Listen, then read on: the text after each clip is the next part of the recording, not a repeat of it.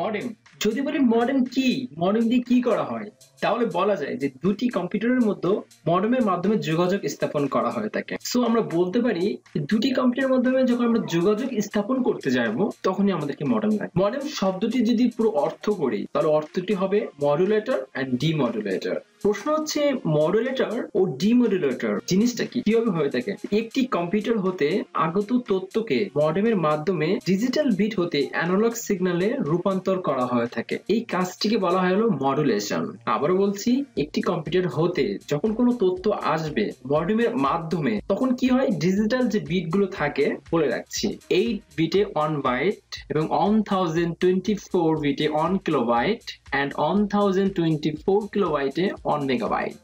যেমনটা বলছিলাম, digital bit হতে অ্যানালগ সিগন্যালে রূপান্তর করা হয় থাকে, এটাকে বলে মডুলেশন। একই রকম ভাবে যখন অ্যানালগ সিগন্যালকে ডিজিটাল বিটে রূপান্তর করা হয় তাকে বলা হলো ডিমডুলেশন। তো আমরা বুঝতে পারছি আসলে যে আমাদের কম্পিউটারে যখন কোনো তথ্য থাকে সেটা ডিজিটাল আকারে থাকে, ডিজিটাল বিট আকারে থাকে। তো এই ডিজিটাল বিটটাকে অ্যানালগ সিগন্যালে রূপান্তর করা এবং একই রকম ভাবে আবারও যখন তথ্যটি আসবে অন্য কম্পিউটারে তখন সেই অ্যানালগ সিগন্যালের মাধ্যমে যখন তথ্যটি আসতেছে তখন অন্য কম্পিউটারে যখন যাবে সেটাকে আবারও ডিজিটালে রূপান্তর করাকে ডিমডুলেশন বলা হচ্ছে। তো মডেম শব্দটির পুরো অর্থটি দেখা যাচ্ছে মডুলেটর এন্ড ডিমডুলেটর। আর এই টোটালি কাজটা সম্পাদন করতে হয় মডেমের মাধ্যমে। বর্তমানে যে মাদারবোর্ড গুলো পাওয়া যাচ্ছে সেটা হচ্ছে অবশ্যই ল্যান কার্ড, অর্থাৎ ল্যান হলো লোকাল এরিয়া নেটওয়ার্ক কার্ড দেয়া থাকে, তবে মডেম থাকে না।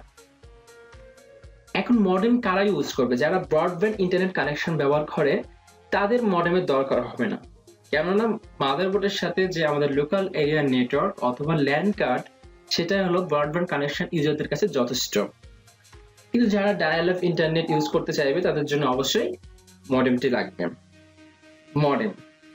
মডেমের আমরা কিছু চিত্র দেখে আসি। এটা হলো একটি ইউএসবি মডেম। মডেমকে আবার ইন্টারনাল এবং এক্সটার্নাল দুই ধরনের মডেম সাধারণত দেখতে পাওয়া যায়, ইন্টারনাল এক্সটার্নাল দুই ধরনেরই পাওয়া যায়। তো আমরা আরো কিছু দেখি যে মডেম দেখছি এবং ওয়েবসাইটে রাউটার রয়েছে, এটা আসলে মডেম রাউটার।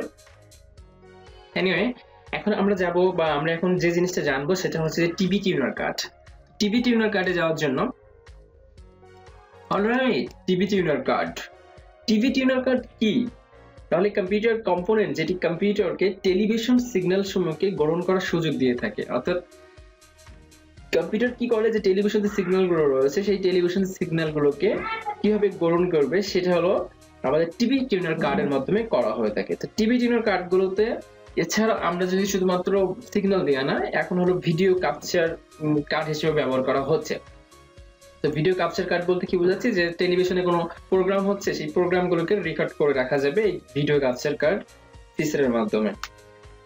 আর অনেক টিভি টিউনার কার্ড আবার এফএম রেডিওর মতো কাজ করে থাকে।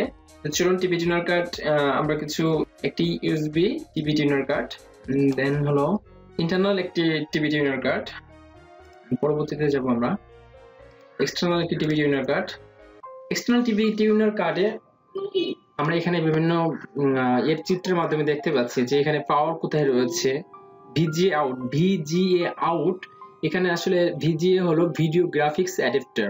ভিডিও গ্রাফিক্স অ্যাডাপ্টারের সংক্ষিপ্ত রূপটাকে ভিজিএ বলা হয় থাকে। তো ভিজিএ আউট এন্ড দেন তারপরে রয়েছে ভিজিএ ইন, তারপরে রয়েছে অডিও আউট এবং অডিও ইন, তারপরে রয়েছে ভিডিও আউট, আর এফ ইন এন্ড এক্সেট্রা রয়েছে এস ভিডিও ইন এবং এভি ইন। তো এই ছিল আমাদের হলো টিভি টিউনার কার্ড এবং মডেম সম্পর্কে আইডিয়া। তো সকলে ভালো থাকবেন।